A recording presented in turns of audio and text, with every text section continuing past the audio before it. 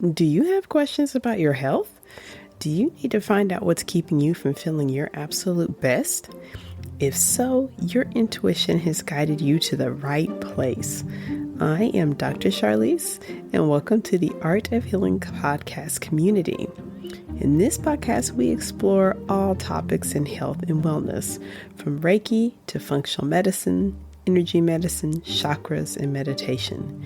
Join me every week for fresh new episodes that highlight healers, various healing modalities, and use this as your opportunity to find what healing works best for you.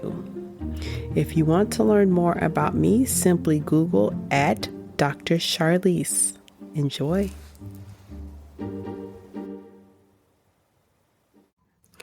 Welcome back to the Art of Healing podcast. This is Dr. Charlize, and thank you for joining me for this week's episode, where we are going to discuss the benefits of Reiki for maintaining and improving, even optimizing our mental health.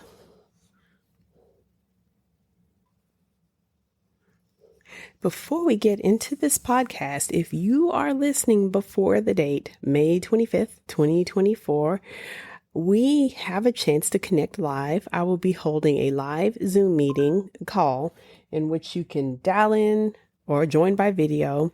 And we're going to discuss my mental health wellness toolkit, gathering of my recommendations to maintain and improve your mental health, even if you're dealing with serious diagnoses such as anxiety and depression. In your show notes, I'll put the link. So if you want to join that meeting live or you'd like a copy of the recording, also want to plug that we'll be doing a meeting similar to this every month. The next topic for June will be the heart chakra, and there'll be more information coming about that because that will be a collaboration between me and a dear friend of mine. We'll discuss the heart chakra in detail. And then July's meeting is to be determined. So check your show notes if you want to join live or if you want a copy of the recording. This will be a great meeting, a great takeaway. Even if you're not dealing with any mental health issues, you can help those that you love.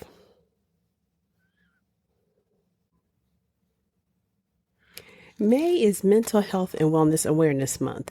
So it's a great chance for us to talk about what is mental health, what is mental wellness, what do we do to maintain our mental health and wellness? It's also a great time for us to have a look at how our mental landscape affects our physical body, and that really they are one and the same. So throughout this month, we've been discussing anxiety, major depressive disorder, bipolar disorder. In the last podcast, we reviewed a functional medicine approach to dealing with these diseases that included looking at your nutrition and your relationships and stress management, sleep. But for this one, I wanted to cover how the energy medicine technique Reiki can help with maintaining mental health.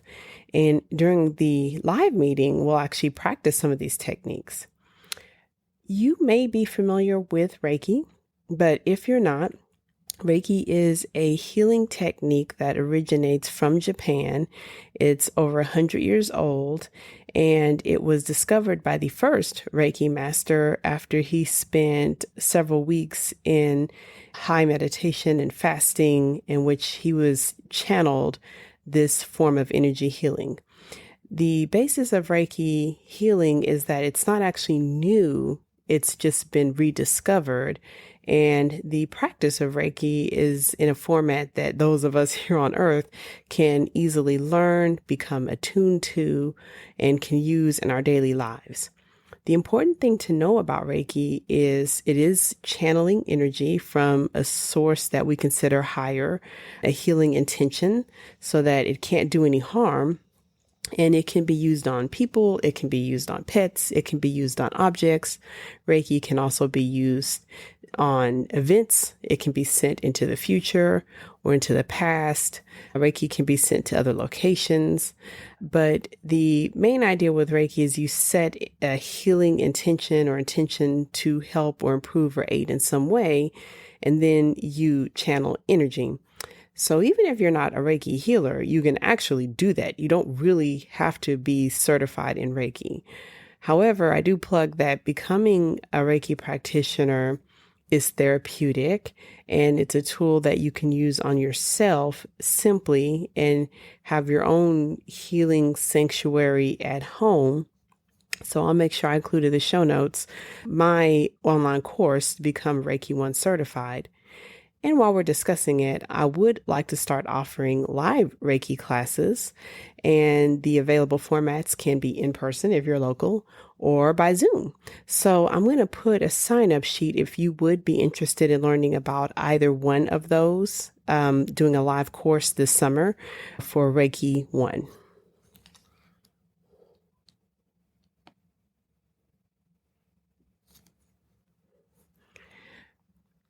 Reiki, rather, if it's going to a Reiki practitioner and having a formal session, or Reiki in which you are treating yourself if you are in the process of learning Reiki, is beneficial for anxiety just naturally because, for one, when you are in the state of Reiki and transmitting Reiki, you're automatically in a state of mindfulness. Your mind and brain will automatically begin to slow down. And the nature of Reiki is that letting go of worry thoughts is simple. It comes very easy. According to the International Association of Reiki Professionals, Reiki can help generalized anxiety by lowering stress levels, by promoting relaxations, because for those that are living with anxiety, a lot of times it's being fueled by not having the time or the space to relax, or simply not being able to engage in anything that's relaxing. Reiki can help by improving the overall mood. So when you're living with anxiety, if your mood's being worsened by just any number of events, that will worsen your anxiety. And then, of course, improving sleep, because individuals living with anxiety often have poor sleep quality.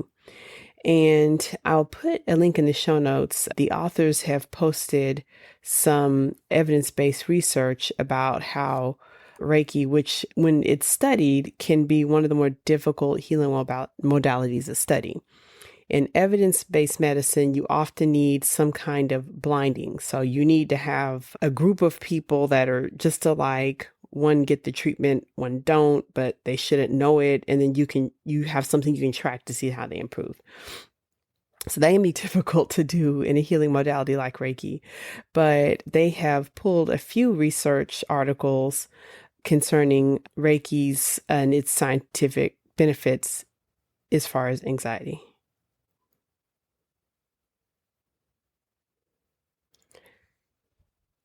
There is a published article in the journal Pain Management Nursing, which you'll find a link in your show notes, that gives an overview. The researchers did a type of study in which they reviewed several clinical trials and pulled the data together. So that helps because I mentioned that Reiki can be difficult to study.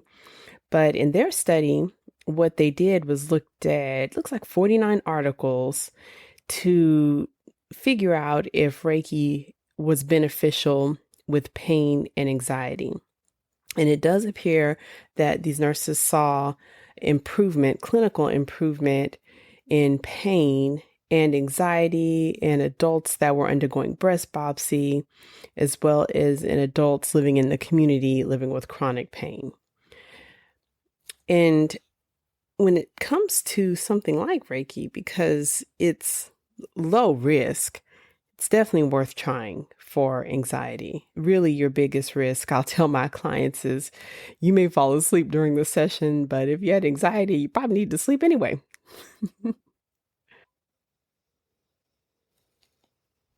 There was another study in which the authors looked at comparative data to see if Reiki was beneficial for depression and anxiety.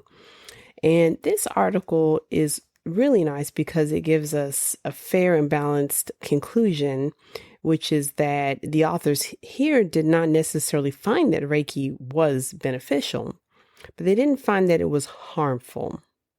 So These authors, I think we're looking at individuals suffering from cancer, but the authors are open to disclosing that the data was hard to gather. They had to rely just on stories and anecdotal information. So in terms of knowing if it was beneficial, this study tells us that maybe so, maybe not.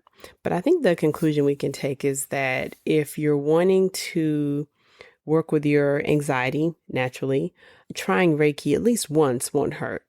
Spending some time and devoting yourself to learning Reiki on a regular basis could indeed help.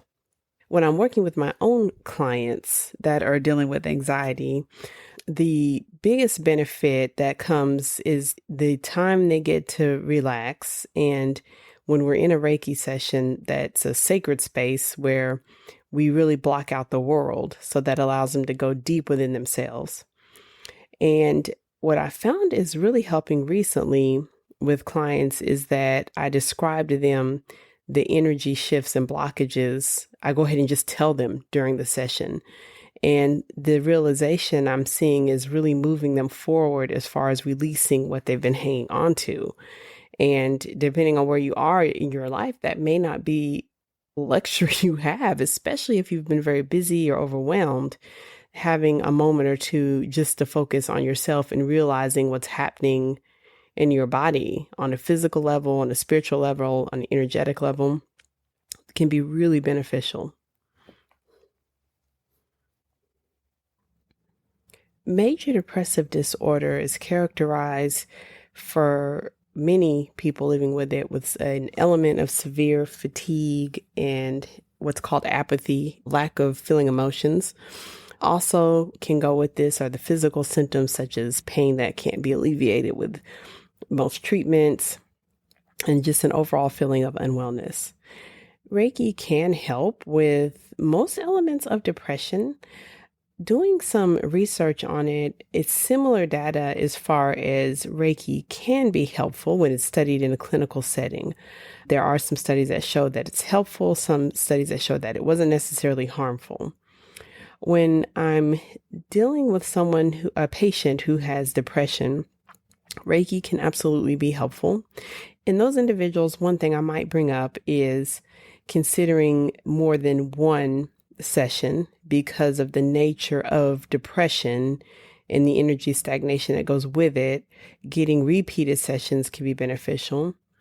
Also, for those people, sometimes I'll recommend shorter sessions that they don't necessarily need to do the full hour and a half session. They may benefit from a 15 or 30-minute session. And the reason why I will recommend that, just from what I've noticed working with my own clients, is that when you're living with depression, the stagnation that can come with it brings a physical heaviness. And sometimes when it's released, there's a detox that goes with it. In order to help that healing process along, not to do it so dramatically. So shorter sessions, maybe doing them a little bit more frequently. The International Association of Reiki Professionals do cite several articles that show Reiki is beneficial. And of course, the risk with patients, and similar to anxiety, is that you just may be very tired during or afterward, although clients seem to feel an uplift in their energy after a Reiki session. And then the risk of it simply may not work for you. The caveat with that is that sometimes when you think it doesn't work, it's just you don't feel the effect.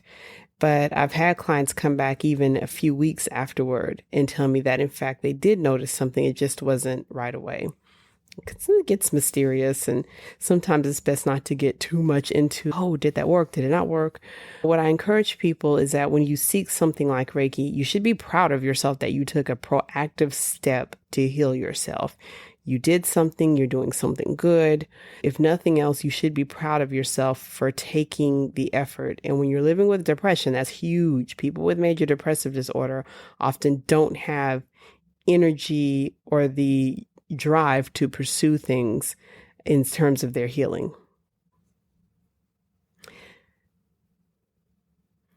Don't forget, if you're interested in hearing more about this or want to meet up live and you want to meet me and meet the Art of Healing podcast community, in your show notes, join us May 25th at noon Central Standard Time.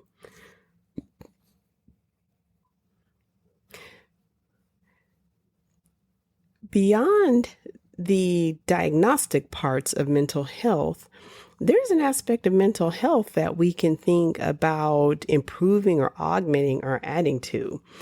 So when we think of mental health, we want to think of like our clarity, our focus, even things like our intuition, even things like if we have empathic abilities, if we want to develop those.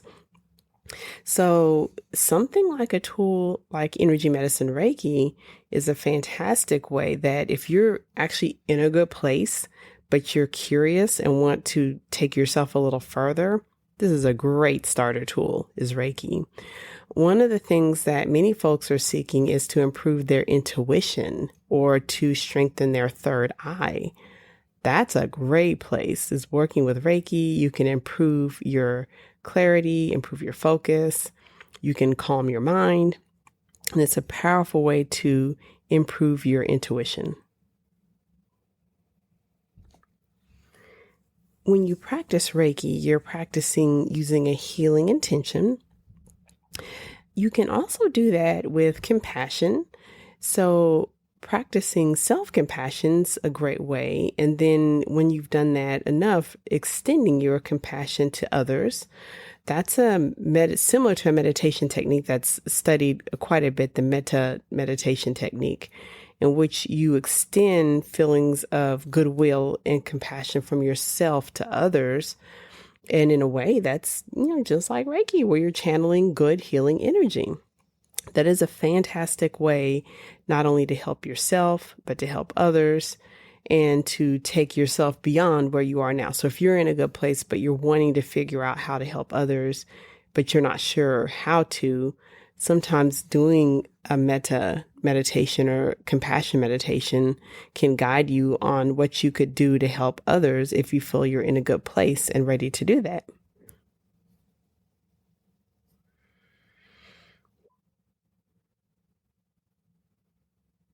So hopefully this podcast was helpful and you took away a few tips for how Reiki can help with mental health. Don't forget that if you want to connect live in May, in your show notes, you can sign up for our monthly meeting. Even if you can't attend, but you would like to learn more about healing arts, the Art of Healing podcast, in your show notes, you'll see a way that you can sign up for the newsletter and receive each podcast in your inbox every Friday. You can simply download it and listen at your own leisure. And you'll also see some of my other resources. I have a few downloadables related to mental health.